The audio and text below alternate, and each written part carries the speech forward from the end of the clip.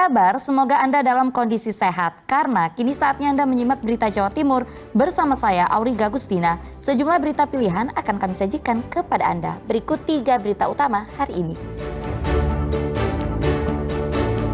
Seorang pemuda tewas dan 3 lainnya terluka usai terlibat perkelahian dengan kelompok pemuda lain di Pamekasan.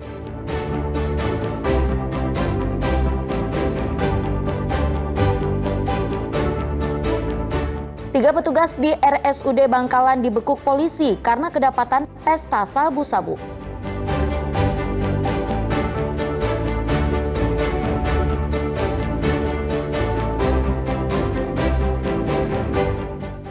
Budidaya lele jumbo, bisnis tak biasa seorang pria di Malang yang dikhususkan untuk pasar luar negeri.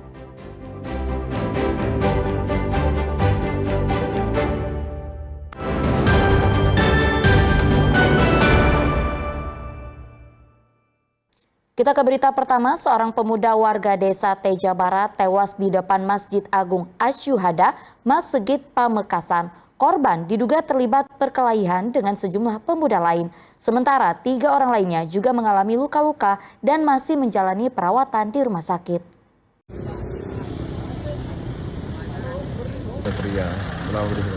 Seorang pemuda tergeletak tak bernyawa di depan Masjid Agung Asyuhada, Pamekasan.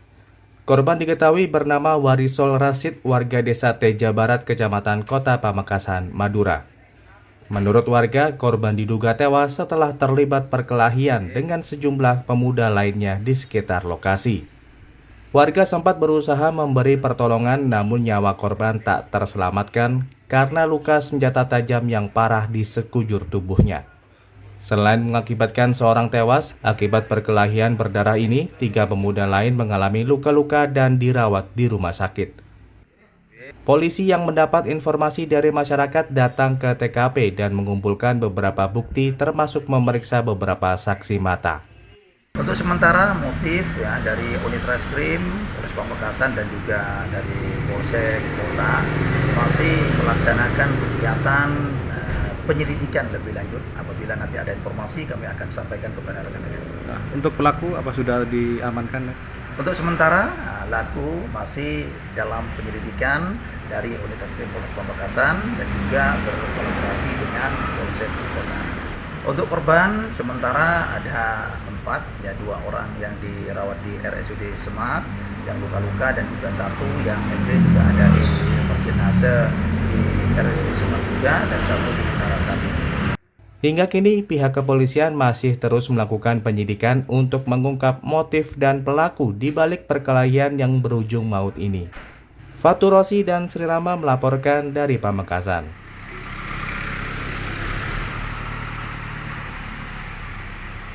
Selanjutnya, isak tangis menyelimuti rumah duka Reno Syaputra Dewo di Surabaya Sabtu malam. Reno yang sempat dilaporkan hilang usai mengikuti aksi unjuk rasa di Kuitang, Jakarta Agustus lalu, akhirnya ditemukan dalam kondisi tinggal kerangka di gedung Astra Credit Company yang terbakar. Pihak keluarga menyatakan ikhlas dan menghormati hasil tes DNA yang dilakukan kepolisian.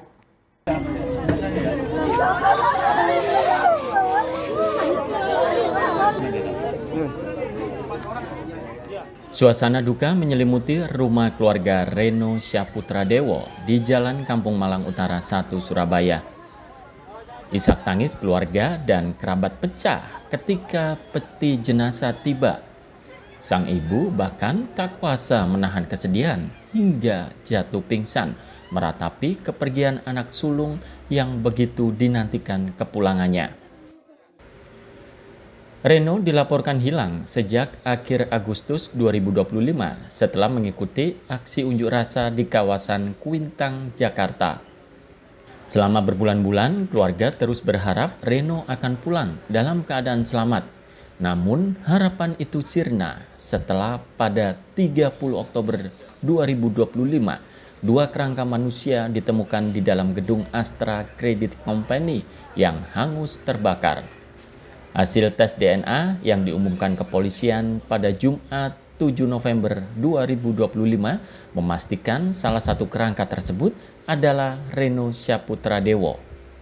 Pihak keluarga menyatakan menerima hasil pemeriksaan itu dengan lapang dada. Jemi Yunianto, paman korban, mengatakan Reno sudah 3 tahun bekerja di Cikarang.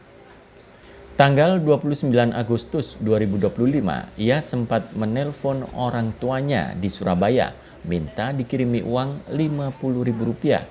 Setelah itu, keluarga tidak pernah mendengar kabarnya lagi.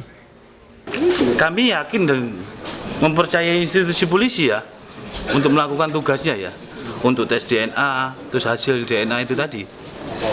Apakah tidak ada langkah mungkin hukum selanjutnya Pak untuk Itu nanti yang kita kita pikirkan, atau nanti ya sudahlah ya, sini memang istilahnya alam lah.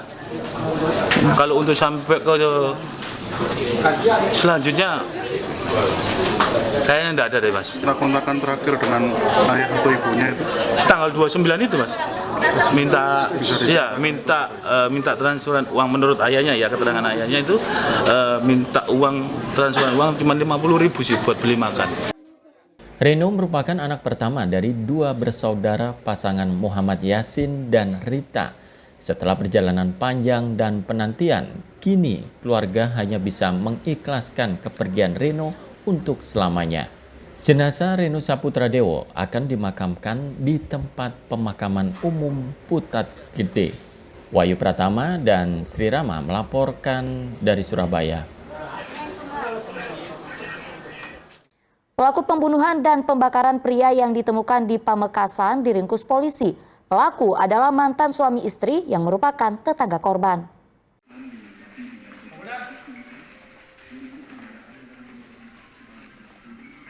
Dua tersangka adalah seorang lelaki berinisial N, 36 tahun, dan perempuan berinisial SA, 30 tahun. Keduanya merupakan mantan pasangan suami istri yang dibekuk di Desa Bira Timur, Kecamatan Sokobanah, Kabupaten Sampang. Pelaku ditangkap berdasarkan keterangan sejumlah saksi dan rekaman CCTV di sekitar lokasi pembunuhan.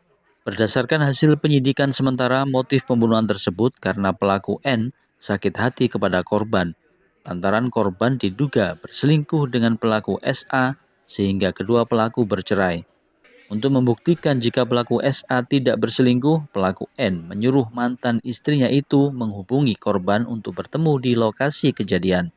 Setelah korban tiba di lokasi kejadian, pelaku N langsung membacok korban beberapa kali hingga korban meninggal di lokasi kejadian. Setelah tewas, korban dibakar, diduga untuk menghilangkan barang bukti. Kamis malam, warga di Desa Lesong Daya, Kecamatan Batu Marmar, Kabupaten Pamekasan, dikejutkan dengan penemuan pria yang terbakar di kebun desa. Saat ditemukan, korban sudah meninggal, namun api masih membakar tubuhnya, sehingga langsung dipadamkan warga. Berdasarkan penyelidikan, korban diketahui berinisial M, warga Desa Bira Timur, Kecamatan Sokobanah, Kabupaten Sampang. Selang sehari, kedua pelaku pembunuhan dan pembakaran M dibekuk polisi. Motif masalah sakit hati atau karena asmara. Adapun yang bisa kami amankan, adalah satu di atas nama inisial M, saudara N, dan saudara SA. Akibat perbuatannya, kedua pelaku dijerat pasal 340 KUHP, subsidiar 338 KUHP, dengan ancaman maksimal hukuman mati. Fatur Rosi dan Sri Rama melaporkan dari Pamekasan.